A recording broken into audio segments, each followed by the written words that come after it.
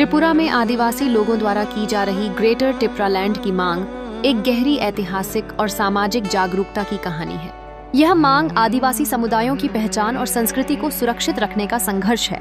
माणिक्य राजवंश के तहत त्रिपुरा ने एक स्वतंत्र राज्य के रूप में अस्तित्व किया।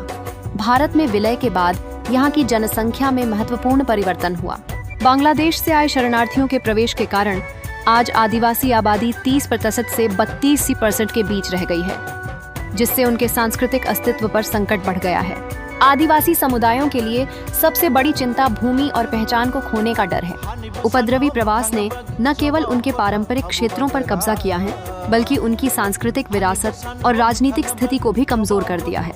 इससे ऐसा महसूस होता है कि उनकी परंपराएं और पहचान समाप्त हो रही हैं। त्रिपुरा आदिवासी क्षेत्र स्वायत्त जिला परिषद TTAADC की स्थापना 1985 में की गई थी, लेकिन यह परिषद अपनी भूमिका में सीमित है।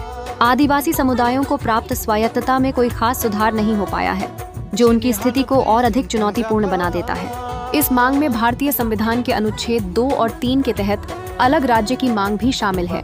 आदिवासी क्षेत्रों को संवैधानिक संरक्षण की आवश्यकता है, ताकि उन्हें अपने अधिकारों और आवश्यकताओं की रक्षा करने में सुविधा हो। विकास में असमानताओं की समस्या भी इस मांग को प्रोत्साहित करती है। आदिवासी क्षेत्र अक्सर बुनियादी ढांचे, शिक्षा और स्वास्थ्य सेवाओं की कमी का सामना करते हैं। यदि इन्हें अधिक स्वायत्तता मिलती है तो इन क्षेत्रों का समग्र विकास करना संभव हो सकेगा।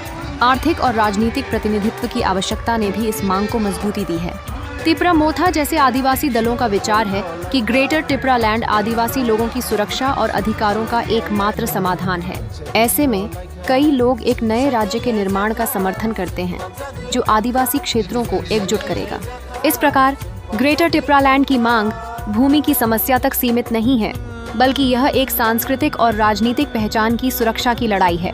यह आदिवासी लोगों की मातृभूमि में उनके संघर्ष, अस्तित्व और आवाज को पुनः प्राप्त करने का प्रतीक है।